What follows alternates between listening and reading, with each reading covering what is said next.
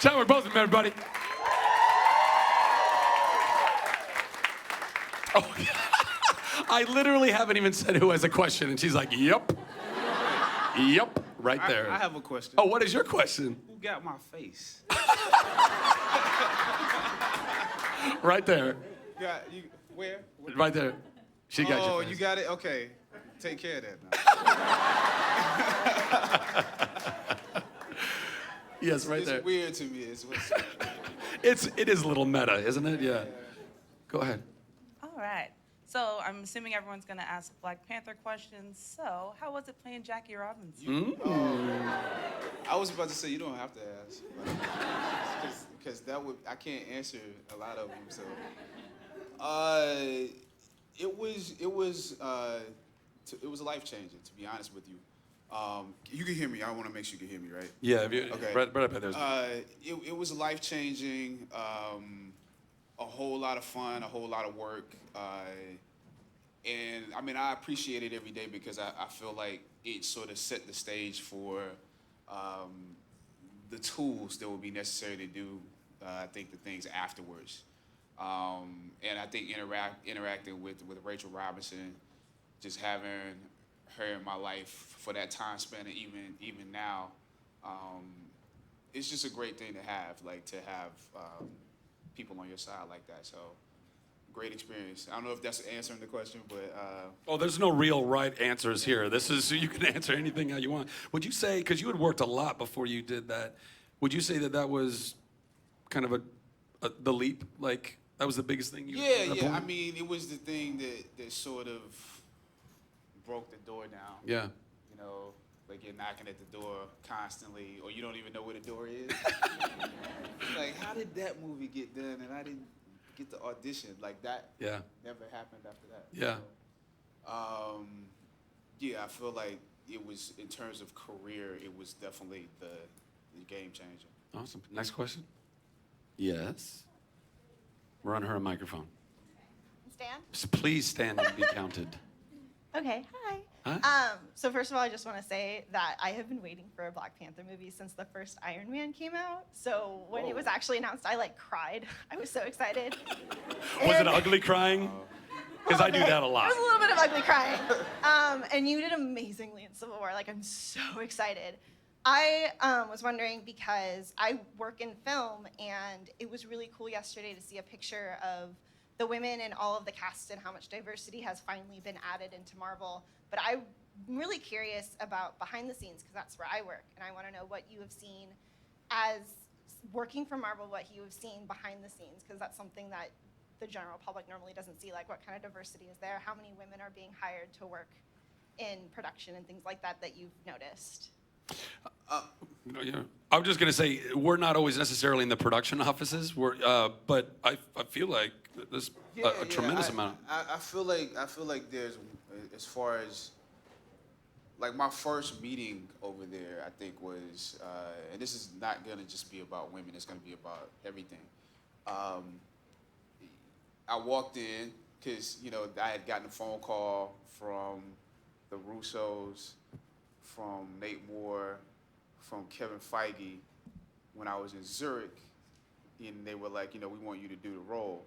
So when you get back to the States, come in and we can meet and talk about what we want to do. And immediately when I walked in the office, because I didn't know who Nate Moore was, you know what I'm saying? I didn't know who he was. He's a black guy. So I was like, because, you can have this preconceived notion about who's behind the curtain a lot of times. And when I met Nate, I was like, oh, shoot, he's this black guy behind the curtain. And then getting in there, you're seeing people do all the different jobs, editing jobs, special effects, production. The women are throughout that at Marvel. So it's not, and not only that, Latinos throughout that at Marvel. So I feel like they are, for the most part, making changes throughout that. And when they're doing different movies, there are different crews, different production heads that are they're assigned certain movies. So there's a Nate Moore on Thor, there's whatever movie's being done, or Guardians of the Galaxy, they're making sure that there's somebody in every position as far as what I see. Now, I don't know the whole staff, but I definitely feel like it's not just in front of the camera, or, it's not just the writers of the comic books either, which that's changing. They just hired 2 new writers for the Black Panther novels, Black Panther comic book, which they're female, so it's definitely changing. Do they have a lot of white dudes that everybody Still a lot thinks of are white dudes. Jewish?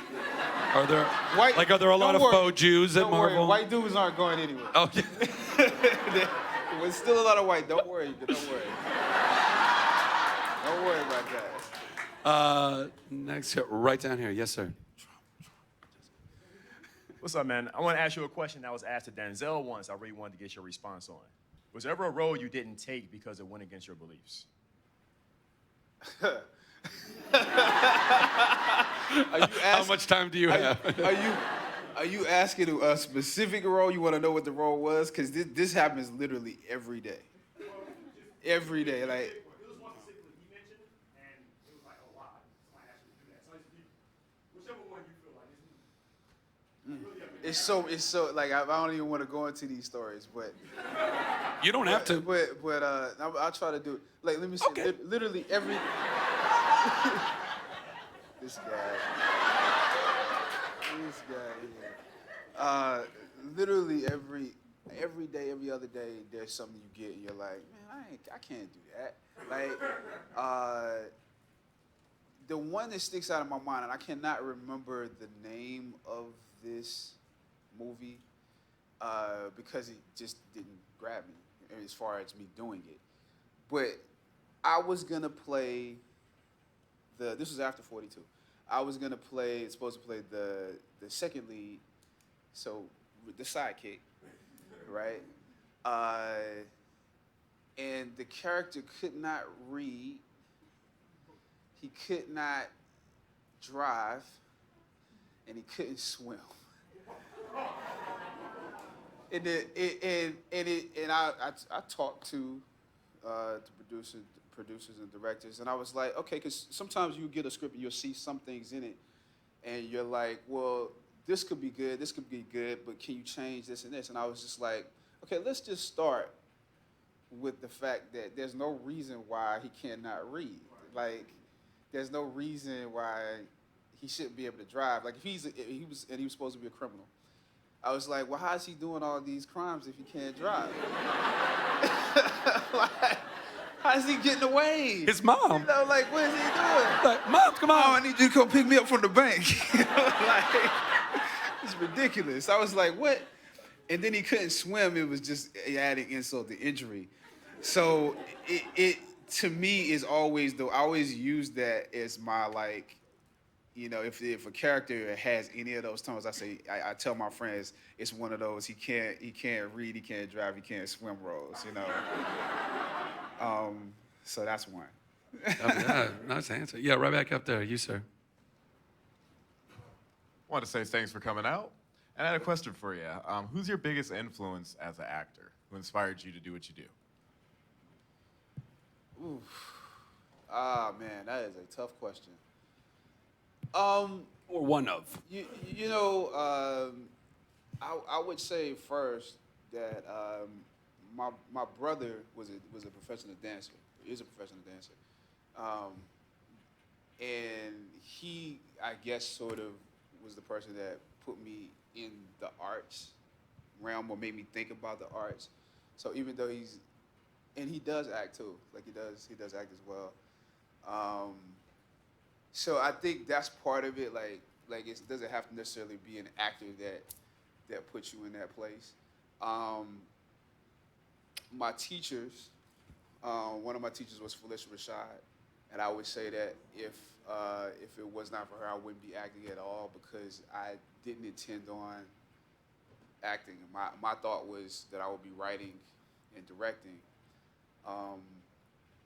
And because, as a director, you sort of, I think all directors should act.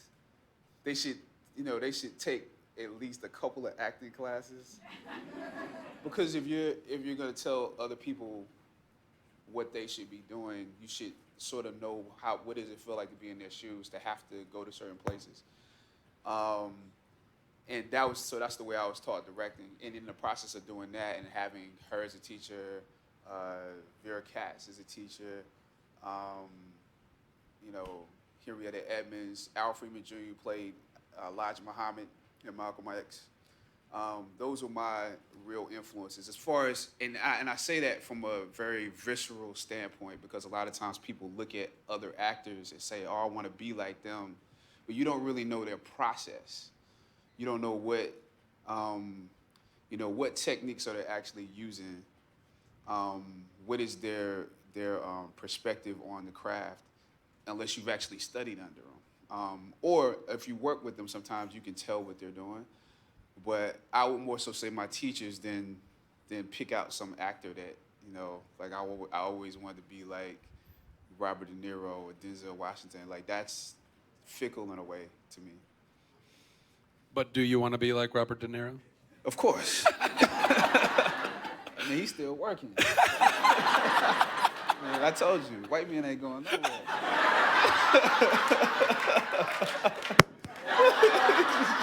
Yes, you're right there in the back.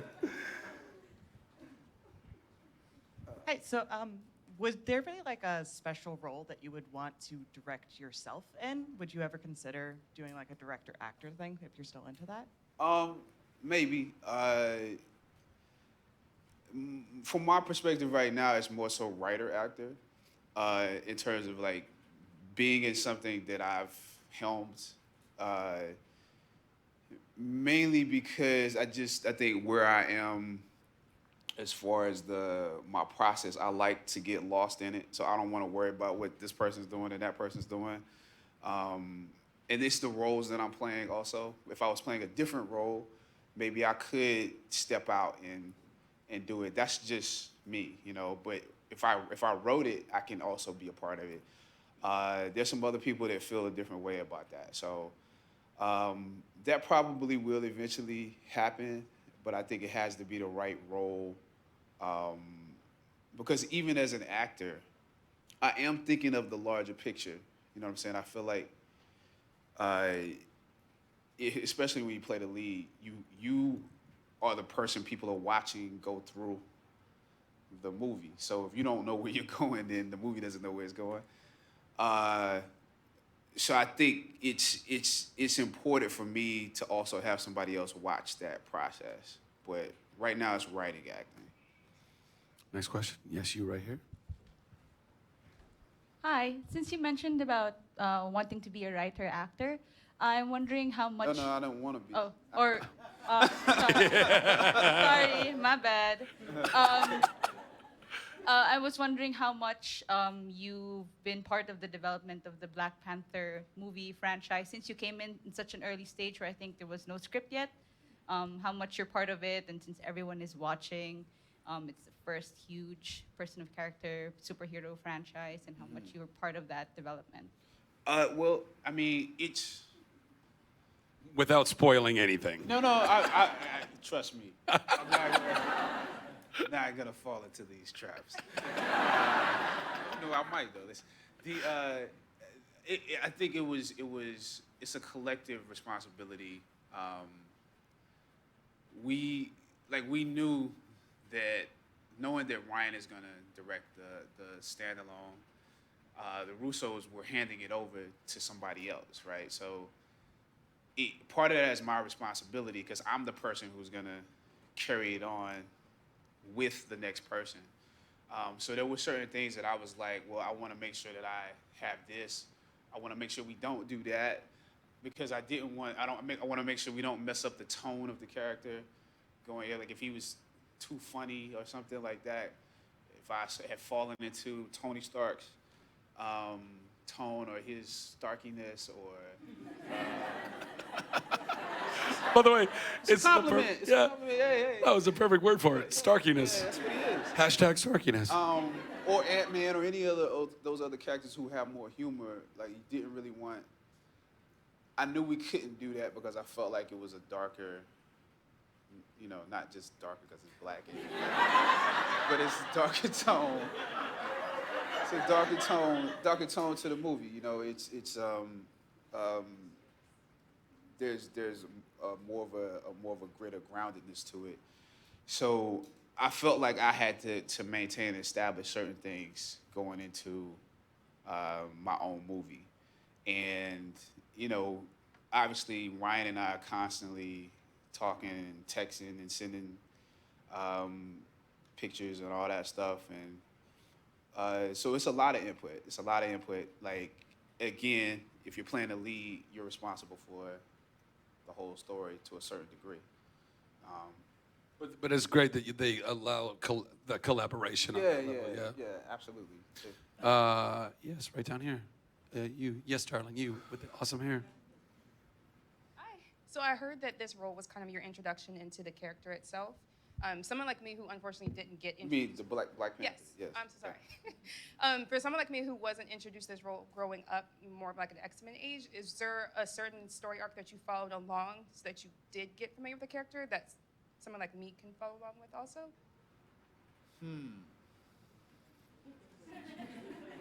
Is that another trap? Is that another trap?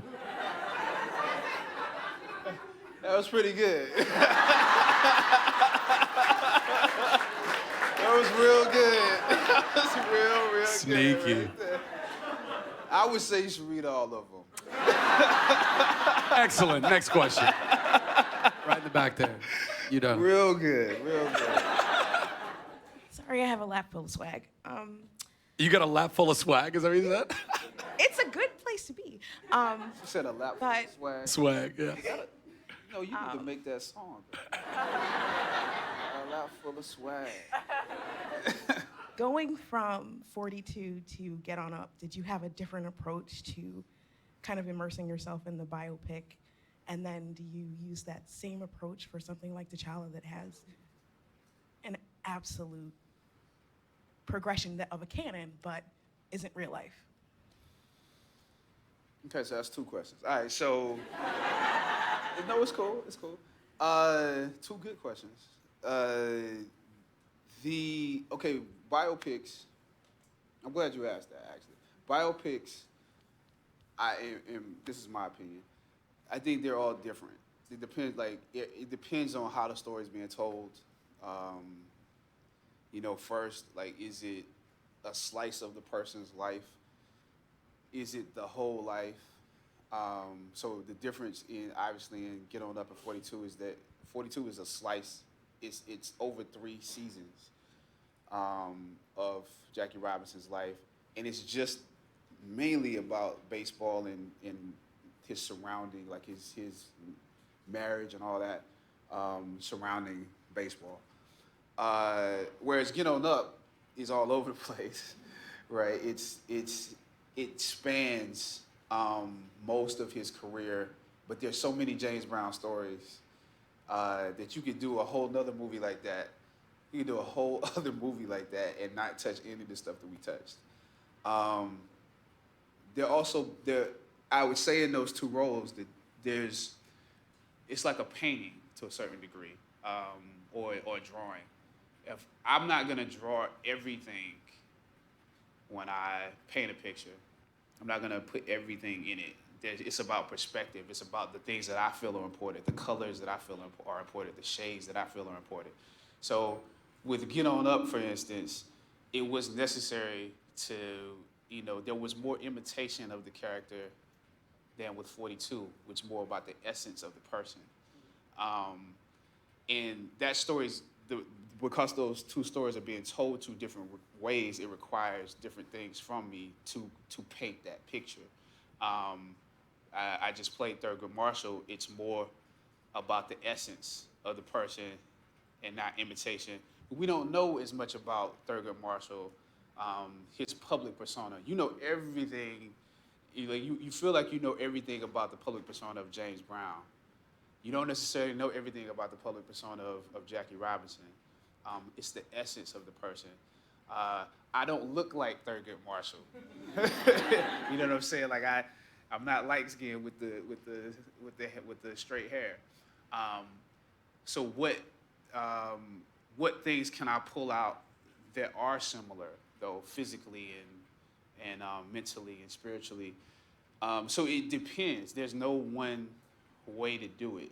There's no set way. I think people, and this is performers and also audiences, get stuck on certain things like, oh, does he look like him, or this or that and the other. Most of the time, in every case, essence is important. But those physical things or attributes or skill sets, sometimes those things are more important than actually looking like the person. Does that answer your question? Fantastic. I've never answered that question like that before, by the way. You, sir, right there. I don't know about everybody else, but was it difficult to get the voice right? I mean, because so many Which especially one? superheroes, Oh, you're talking about, okay. Black Panther. Because most of the time you spend behind a mask, right? And so many superheroes, they get them from Britain for some reason or other. But you're playing, obviously, an African. So Right. Was that something hard for you to work on? Or did they go to you and say, oh, you got the sound and... No, I mean, that was a collaboration. That was a debate. To be honest, like that's one of those things where you have to, I think, as an African person of African descent, decide what you feel is best, because the easiest thing is just to be like, well, the accent doesn't matter, right? Because people in Middle America and people in the South and people in the East, everybody has to be able to understand them. I think that would be sort of the traditional way that people would think about doing it, and so not do it. I was adamant about the fact that Wakanda had not been conquered, right? They had not been colonized, right? They had never been colonized. They had never been conquered.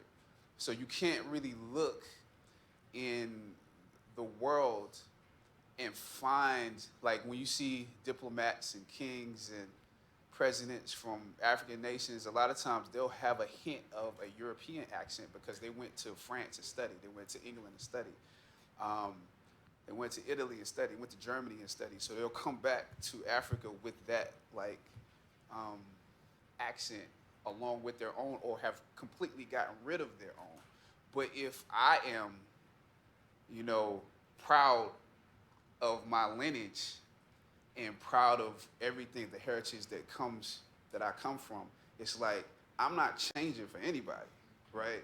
So it was something that I felt really strongly about and fought for, and went to the continent and found a dialect coach there to collaborate with the dialect coach here, and we'll continue to do that. And now we have two people that have direct African lineage in the movie, so they will bring their influences into the movie.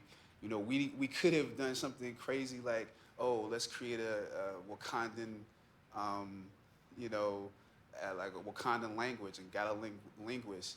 I don't know if that's gonna happen because I don't know if you guys want to watch the movie with subtitles. But just being real, But say it again. Is it something you can turn off and on, or can you go into it really quick? Don't you asking me to do the accent? I've just been told really quick. I've just been told if you can hold the mic a little bit closer because the people watching the live stream, they can't hear you. They can't. Oh, y'all need to hear what I'm saying right now. There you go. Or maybe you weren't supposed to hear that.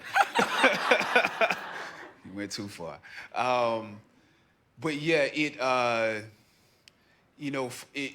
was an important thing for me, and I think it's an important thing to truly establish, and we're continuing to work on it. I don't feel like we nailed it or anything like that. We're speaking Xhosa in the movie, and that was a choice because, myself and the actor that played my father, John Connie, it's a weird story actually. I was in South Africa, and a dude basically had. I don't even have time to tell that story. I can't tell that story. I'll tell that story another time. Yeah. You'll tell her when you come back to Nerd Age. Yeah. But it was conversations between he and I. We felt like we needed to speak an African dialect in that moment that between each other, and we didn't have time to develop a Wakandan language, but we wanted to have something between us that was special that nobody else could understand. So we chose that in that moment. And that's where he's from, and he was my father, and he taught it to me. Wow. So it became something that my father taught me. You understand? Awesome. Yeah, right there. Thank you. Hi. So I absolutely loved you in Civil War, and I'm really excited for the movie. And I was wondering if there was anyone else in the Marvel lineup right now, any other characters you'd like to play, or movies coming out in the future, like Captain That I would Marvel? like to play? No, like to work with. Excuse me. Oh, I was like, I don't think I can play. I think you make a great Carol Danvers. I think that'd be fun. Let me call up Nate and see if that's possible. Feige. Yeah, I'm really excited about Doctor Strange. I'm really, really excited about that movie. You know, I don't know how those two characters could interact, but I think that would be really cool. Deadpool would be. You know, there's a comic where they go up against each other. So anyway, Next question. Right there, right in the front. Fight it out, nerd, fight it out right now. Don't do that, please don't do that. Well, I'll come right back to you afterwards. So, two things. First, my friend here, it's her 30th birthday. And we just bought a picture of the Black Panther, and I would like to donate $100 for Conversations if you could autograph it for her. Only 100. yeah, that's the same thing I was thinking. Oh, the power! I'm joking. Finish out, then we'll get to a price. So the question I had was, in James Brown, you mentioned in an interview that the physicality was really tough to play his role physically. How was it for Black Panther? And wearing the suit and doing all the movements. I'm sorry. You know, it's just like you're holding a mic up. You feel like you're about to start rhyming or something. You're welcome to if you want to. She almost did. A lap full of swag. Yeah. A lap full of swag. I got a lap full of swag. Yep. Anyway. Physical conditioning we were talking about, yes. And I'm in my bag, too. What's that? Yeah, so James Brown was incredible. He was an incredible physical athlete, artist, dancer. I feel like if I hadn't done that, I wouldn't be ready to do this. You feel what I'm saying? Like there's sometimes God gives you one thing, because if I hadn't done that, he gives you one thing to prepare you for the next, right? It's the foundation. He was a boxer. He was a fighter. And a lot of his dance moves are hit and fight moves. So I don't think there's anything that is more difficult than doing James Brown physically. But this is just as challenging. And I think cumulatively, it will maybe be more challenging because we're doing more movies. If I did more James Brown movies, I wouldn't be saying that. I don't think we're gonna do another James Brown movie. So, but yeah, I think cumulatively, it's gonna be probably one of the most difficult things physical things I will ever do. And do you have $240? Duh. We take credit cards. What do you need again? You need something? You'll come. It's your birthday, for God's sake.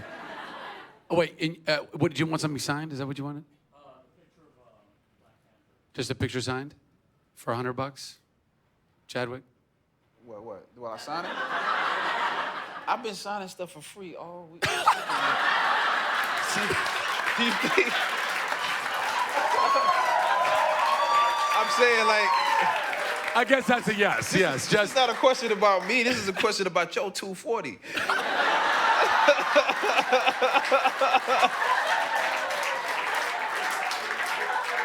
This is, I'm just doing, like.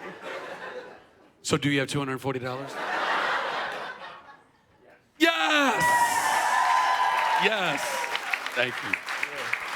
Give that to a volunteer. We'll have it signed and brought back to you. 100%. Thank you very much for your generosity. Thank you. Yes, you, sir. Oh, by the way, we have time for one, maybe two more questions. You, sir, who doesn't have a seat, apparently. Hi. I was wondering, with the success of you just killing it in the role, I was wondering if there's been soft talk of a Black Panther trilogy with Marvel Phase 4, 5, phase question mark.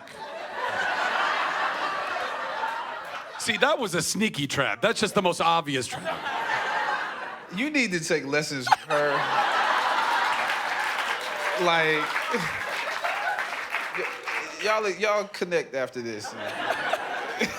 Next question. All the way in the back, right there. Hello. I was wondering if T'Challa met Fandral, how that conversation would go. How a conversation between T'Challa and Fandor will go? Yes. Well. You're asking him that question. But no, I think she's asking both of us that Both question. of you.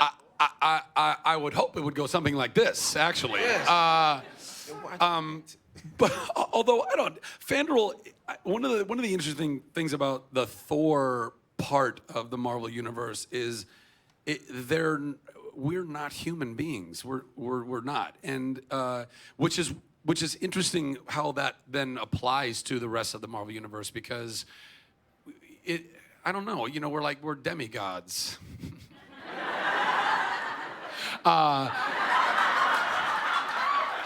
And some of us are incredibly dashing. So I don't know, but I think, but we're both good dudes, and we both clearly want to keep the world, the universe, a nice, happy, healthy place. So I think we'd probably talk about those things, and the weather.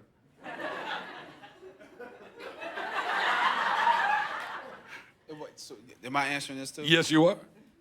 There is there is an issue in the Christopher Priest comics where he deals with gods and demigods such as yourself. At least he acknowledged it. That's very nice. Yeah. And he's actually married to, at one point, a god in Storm. So I don't really know how he would deal with him, except the same way he deals with anyone else, to be honest with you. Like it, I think he is connected to the spirit realm, and he goes inside that realm. Speaking of Black Panther and T'Challa, he goes in and out of that realm as he sort of pleases. So that's the only answer I have. Yeah. Fair enough. One last question. It better be good. It better be fantastic. Hi, Chadwick. How you doing? I'm excellent. Because I'm here. My question is regarding your costume. You've talked a lot about how uncomfortable it is. Do you anticipate there being adjustments? So there's no chafing, there's no extra sweating. You said it better be good, so I'm making it a little extra good for you. Those things. So that's it. Ladies and gentlemen, that's our time with Chadwick Boseman. Wait. You're done. Yo, give it over, Chadwick. Give it over, Chadwick. Come on. Keep it going, keep it going, keep it going, keep it going, keep it going.